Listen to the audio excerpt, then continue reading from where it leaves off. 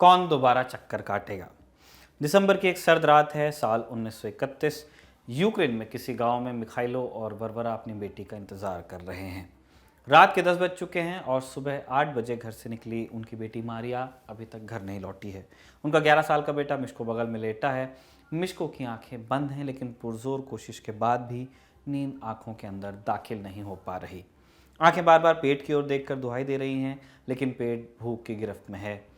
और ये कोई मामूली भूख नहीं है, एक महामारी है जिसके आगे कोई और दर्द कहीं नहीं ठहरता। तभी दरवाजे पर दस्तक होती है। मारिया लौट चुकी है। मिखाइलो दरवाज़ा खोलते हैं और जाने की उम्मीद से मारिया के हाथों की ओर देखते हैं।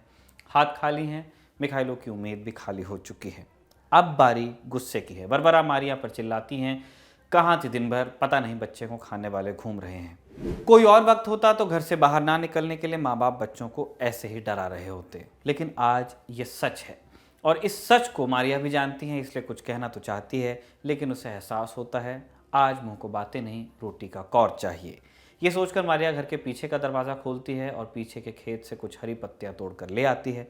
वरवरा उन पत्तियों को पानी में उबालकर एक शोरबा बनाती है और एक प्लेट में निकालकर मिश्को के आगे रख देती है। मिश्को चम्मच से सूप का टटोलता है, कहीं कोई उम्मीद का टुकड़ा निकल आए। 3-4 बार चम्मच प्लेट में घूमती है और फिर उंगलियों से फिसल जाती है। नींद ने आखिरकार भूख पर जीत पा ली है, हमेशा हमेशा के लिए। कुछ मिनट गुजरते हैं। दरवाजे पर एक और बार दस्तक होती है। अब की बार महान सोवियत साम्राज्य के कुछ वर्कर आए हैं। वो मिश्को को एक सफ़ेद चादर में लपेटते हैं और लाश को उठा लेते हैं। माँ बाप बहन को कोई कुछ नहीं कहता। दरवाजे पर पहुंचकर उनमें से एक पलटता है और कहता है, इस बुढ़िया को भी साथ ले चलते हैं, जब तक कब्रिस्तान पहुंचेंगे तब तक ये भी निपट लेगी। कौन फिर दोबारा चक्कर काटेगा। पूरी रात में पहली बार एक आंसू टपकता है मारिया की आंख से, लेकिन वो अब भी कुछ नहीं बोलती। बात क्रूर थी लेकिन सच थी। नमस्कार, मेरा नाम है निखिल और आप देख रहे हैं तारीख की स्पेशल सीरीज, जिसमें हम आपको बताएंगे रूस और यूक्रेन के इतिहास के बारे में, ताकि तस्वीर कुछ साफ हो कि वर्तमान रूस यूक्रेन युद्ध में झगड़े की जड़ क्या है और इस संघर्ष की शुरुआत कहां से होती है। Brought to you by Kuku FM. Download the app now. शुरुआत से पहले आपको बता दें, तारीख के इस एपिसोड के साझेदार हैं कुकू एफएम ऐप, जो लाए हैं दर्शकों के लिए एक खास ऑफर। अगर आप हमारे दर्शक हैं तो दिल ऑन टॉप के कुकू एफएम ऐप का प्रीमियम सब्सक्रिप्शन लेने वाले पहले 250 लोगों को मिलेगा 50% का डिस्काउंट। इसके लिए आपको इस्तेमाल करना है LT50 कोड।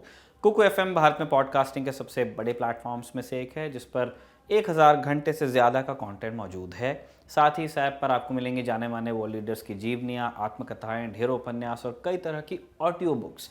याद रखिए, LT50 ये कोड सिर्फ पहले 250 लोगों के लिए है, प्रीमियम सब्सक्रिप्शन लेना चाहने वाले। बाकी जानकारी के लिए डिस्क्रिप्शन में दिया लिंक आप देख सकते हैं। अब लौटते हैं किस्से पर। 1917 में रूस में क्रांति हुई, सोवियत संघ का उदय हुआ। प्रथम विश्व युद्ध और क्रांति के चलते पूरे सोवियत संघ में भयंकर अकाल पड़ा। तब लेनिन ने अकाल के कारणों और समाधान को लेकर एक पत्र लिखा। ये पत्र समस्त सोवियत संघ के कामगारों को लिखा गया था। इस पत्र में लेनिन लिखते हैं, अकाल का कारण अन्न की कमी नहीं है, हमारे पास बहुत सा अन्न पैदा करने की क्षमता है। अकाल की स्थिति के लिए बुर्जुआ जिम्मेदार हैं, जो राशन का भंडारण कर रहे हैं और इस वजह से लोगों को राशन नहीं मिल पा रहा। इसके बाद लेनिन ने सोवियत साम्यवाद का मूल मंत्र जारी किया, जो काम नहीं करेगा उसे खाने का भी अधिकार नहीं है। पहली नज़र में क्या नोबल विचार लगता है आपको? ऑब्वियसली अवश्य सभी लोगों को खाने के लिए मेहनत करनी चाहिए, लेकिन विचार निर्वात यानी वैक्यूम में तो तैयार होते नहीं। विचार का अर्थ क्या निकलेगा, इस बात पर निर्भर करता है कि वो किसके हाथ में पड़ता है। 1928 में जब स्टालिन पहली पंचवर्षीय योजना की शुरुआत करते हैं, तो उन्होंने एक प्रोग्राम चलाया जिसके तहत ज़मीन की प्राइवेट ओनरशिप को ख़त्म किया गया, यानी लोग अब खेत में अनाज नहीं उगा सकते थे अपने खेत में। इसके अलावा कलेक्टिव फार्म्स की शुरुआत की गई, जिसमें काम करके आपको कुछ पैसा मिलता और जो भी उपज होती वो सरकार के पास जाती। सोवियत यूक्रेन, जो तब दुनिया की ब्रेड बास्केट के रूप में जाना जाता था, आज भी वहाँ पे गेहूँ खूब उगता है। वहाँ किसानों और ज़मींदारों ने इस नए कानून का विरोध किया और कलेक्टिव फार्म्स में काम करने से मना किया। इसके जवाब में स्टालिन ने एक और प्रोग्राम चलाया। इस प्रोग्राम का नाम था डीकोलकाइजेशन। कुलक शब्द का अर्थ होता है बंद मुट्ठी। इस तरह डीकोलकाइजेशन का अर्थ हुआ उन सभी किसानों को बहिष्कृत करना जो अपनी मुट्ठी खोलने को तैयार नहीं थे, यानी जमीन पर मालिकाना हक छोड़ने को ये लोग तैयार नहीं थे, उनकी बात कर रहे हैं।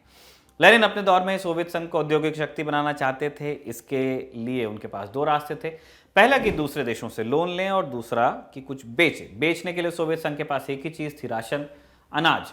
इसके चलते 1920 के दशक में यूक्रेन से अधिकतर अनाज यूरोप के दूसरे देशों जैसे फ्रांस और जर्मनी को निर्यात कर दिया गया और सोवियत संघ में अनाज की फिर कमी होने लगी। तब स्टालिन ने एक डिक्री जारी की, एक आदेश निकाला, राशन के भंडारण को गैर कानूनी घोषित किया।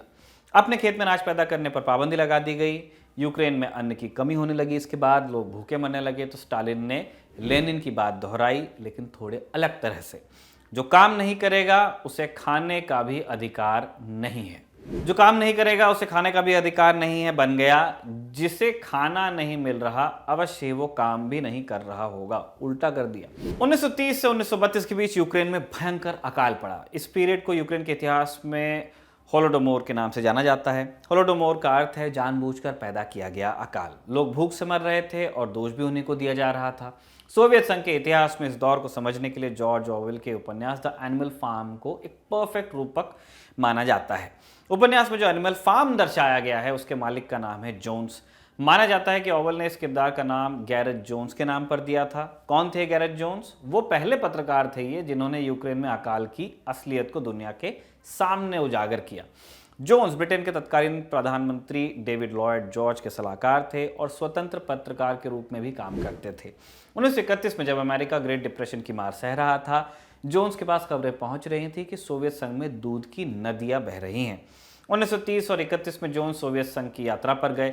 वहां उन्होंने जैसा सुना था वैसा ही देखा, लेकिन जो देखा वो स्टेट प्रायोजित था, एक तरह का प्रोपेगेंडा। किसी विदेशी पत्रकार को यूक्रेन तो छोड़ो, मॉस्को के गांवों में भी नहीं जाने दिया जाता था।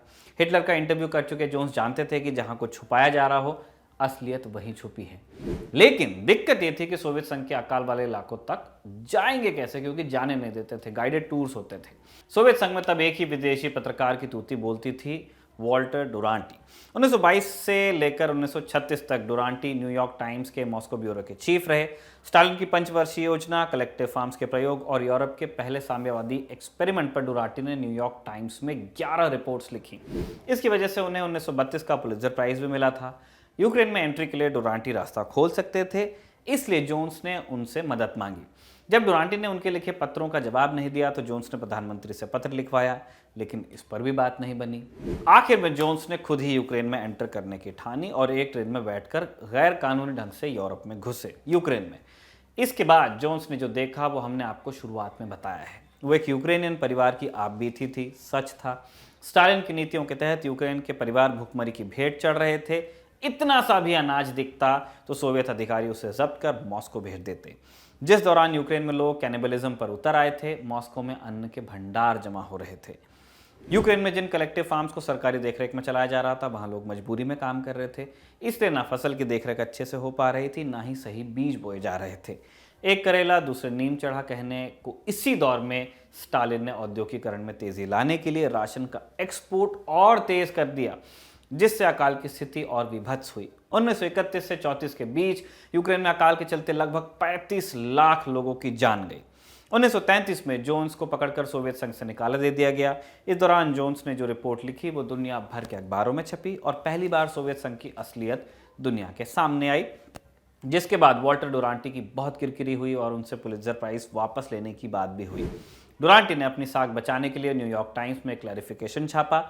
उन्होंने लिखा, सोवियत लोग भूखे जरूर हैं पर भूख से मर नहीं रहे। आजकल यही भाषा सरकारें भी बोलती हैं। अब बोतल से जिन तो बाहर आ चुका था, लेकिन तब तक जर्मनी में नाज़ीवाद परवान चढ़ गया था और दूसरे विश्व युद्ध के बाद यहूदियों के संहार की कहानी सामने आई तो होलोडोमोर की क्रूरता नेपथ्य में चली गई। सोवियत संघ हमेशा इस बात से इनकार करता रहा और यूक्रेन की आज़ादी के बाद ही इसको लेकर शोध सामने आ सके। जोन्स का क्या हुआ, अब इस पर आते हैं। 1935 में जब जोन्स मंगोलिया में इन्वेस्टिगेटिव जर्नलिज्म कर रहे थे, तब उन्हें अगवा कर उनकी हत्या कर दी गई। माना जाता है कि इस हत्या में सोवियत सीक्रेट पुलिस का हाथ था। रूस और यूक्रेन के बीच जो युद्ध चल रहा है उसे समझने के लिए ऐसी ही कहानियां हम आपके सामने लाते रहेंगे। उन सभी को देखते रहिए, अपना फीडबैक देते रहिए। आज के एपिसोड को लिखा था तारीख के हमारे साथी कमल ने और कैमरे पर इसे रिकॉर्ड किया था हमारे साथी विजय ने। देखते रहिए दी ललन टॉप।